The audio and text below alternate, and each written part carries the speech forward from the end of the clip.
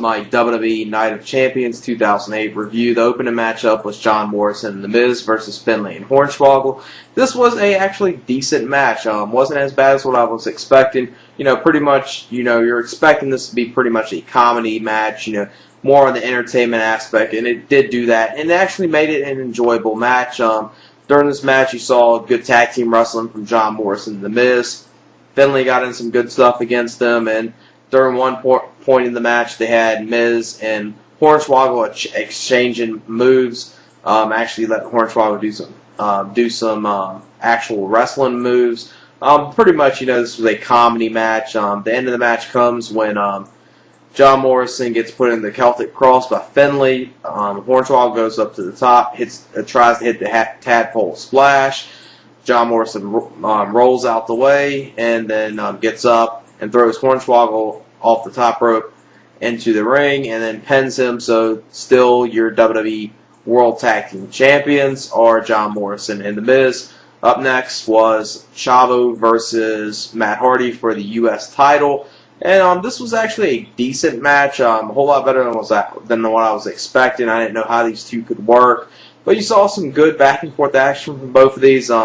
Just like I said, a whole lot better than what I was expecting. Matt Hardy, in my opinion, at least made this match enjoyable.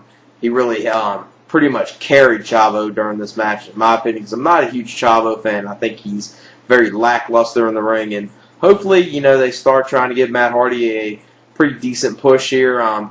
In this match, he did hold on. He's still the U.S. champion. The match ends, and Chavo was going for the Three Amigos, and Matt Hardy kind of held on for a pinfall, and that's the way the match ended. Kind of a pinfall out of nowhere, but it has been done before with Chavo, and I think Eddie Guerrero did it back in the day a lot too.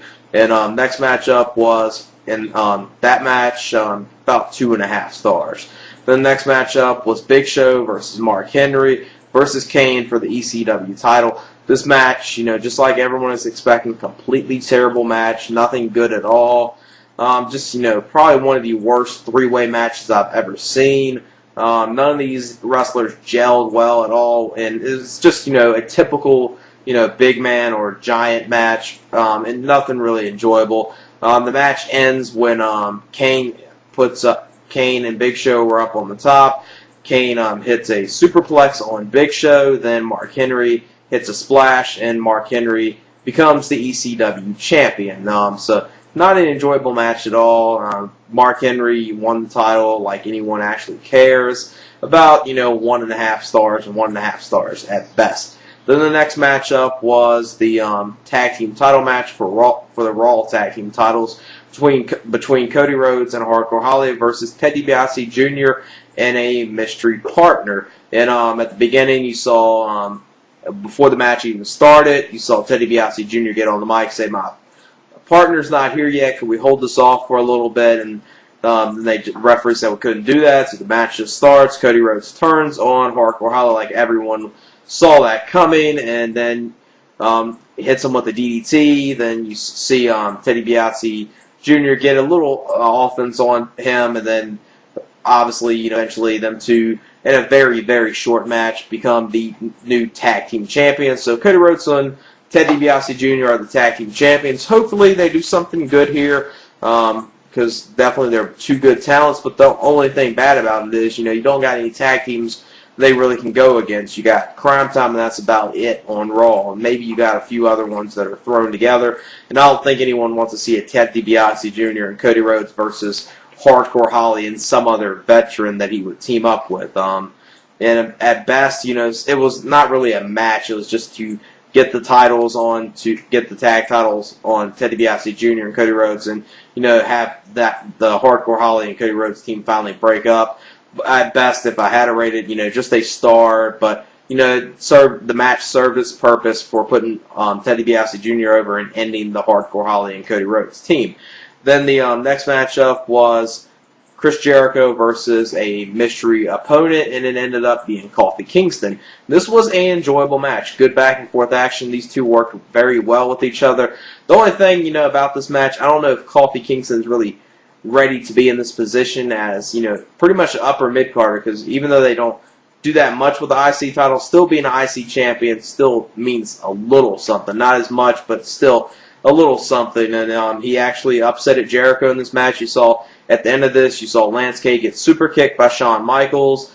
And Jericho basically hit Shawn with the spear. Shawn was knocked down. Jericho turned around and got hit with the, I think it's called, the spin kick that Kofi Kingston does, the Trouble in Paradise. And about a 2.5-star match. They really worked well with each other, and I would like to possibly see more matches from them.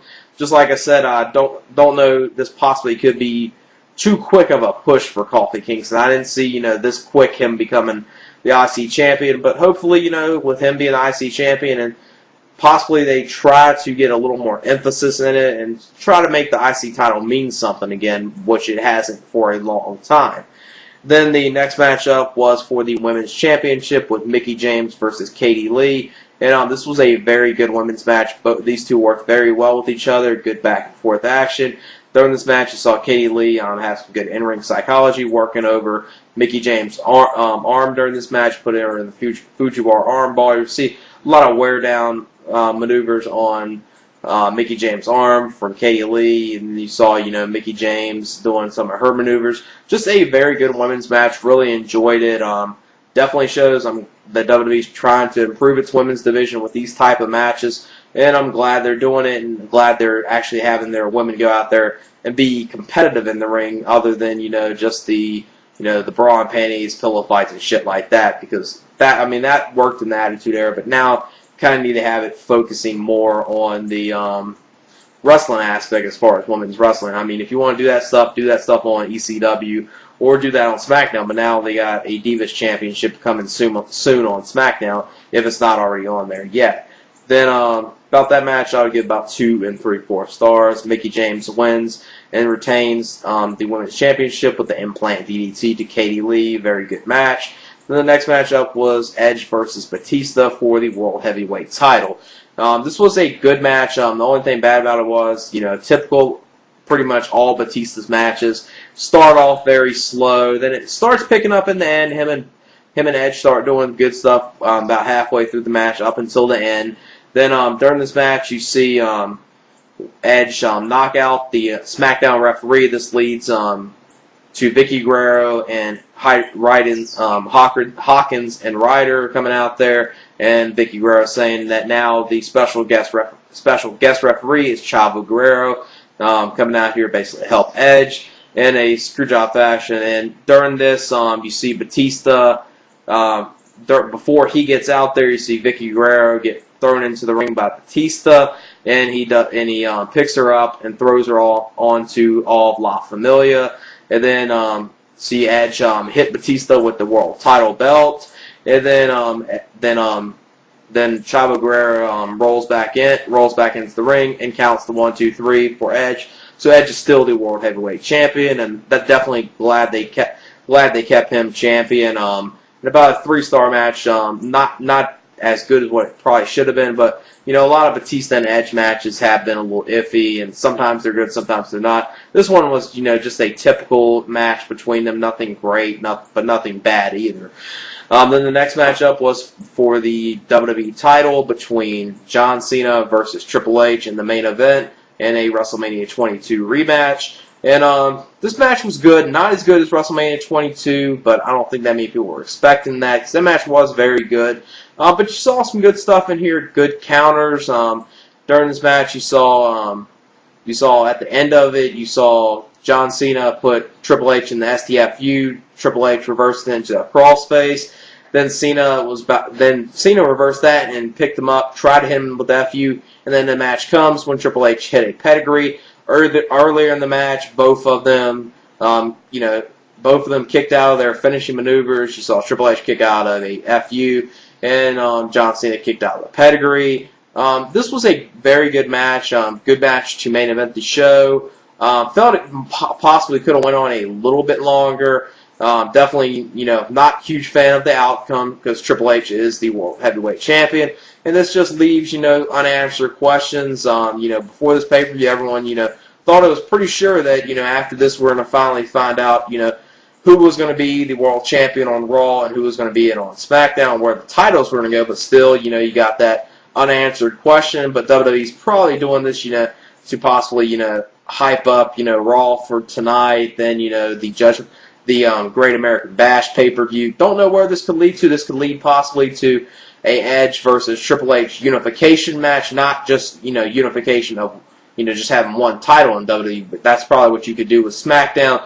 Then with Raw, you could have some tournament, which would lead to a Batista versus John Cena match at Great American Bash. But I guess we just have to wait to see what they do on tonight's Raw. I don't think we're going to see Triple H go back on Raw, or possibly sometime this week, which they did tease earlier on this pay-per-view, which I thought after Triple H won we possibly could have saw it, was CM Punk cashing in the Money in the Bank. I thought that was an option they could have went, but don't know, it might possibly could be a little too early to do it. Saw good tag team wrestling from John Morrison and The Miz. Finlay got in some good stuff against them, and during one point in the match, they had Miz and Hornswoggle exchanging moves. Actually, let Hornswoggle do some actual wrestling moves. Pretty much, this was a comedy match. The end of the match comes when Morrison and The Miz. Up next was Chavo versus Matt Hardy for the U.S. title. And this was actually a decent match, a whole lot better than what I was expecting. I didn't know how these two could work. But you saw some good back-and-forth action from both of these. Just like I said, a whole lot better than what I was expecting. Matt Hardy, in my opinion, at least made this match enjoyable. John Morrison gets put in the Celtic Cross by Finlay. Hornswoggle goes up to the top, tries to hit the tadpole splash. John Morrison rolls out the way and then gets up and throws Hornswoggle off the top rope into the ring and then pins him. So still your WWE World Tag Team Champions are John Morrison. My WWE Night of Champions 2008 review. The opening matchup was John Morrison and The Miz versus Finlay and Hornswoggle. This was a actually decent match. Wasn't as bad as what I was expecting. Pretty much, you're expecting this to be pretty much a comedy match, more on the entertainment aspect, and it did do that, and it actually made it an enjoyable match. During this match, he's enjoyable. He really pretty much carried Chavo during this match, in my opinion, because I'm not a huge Chavo fan. I think he's very lackluster in the ring, and hopefully, they start trying to give Matt Hardy a pretty decent push here. In this match, he did hold on. He's still the U.S. champion. The match ends, and Chavo was going for the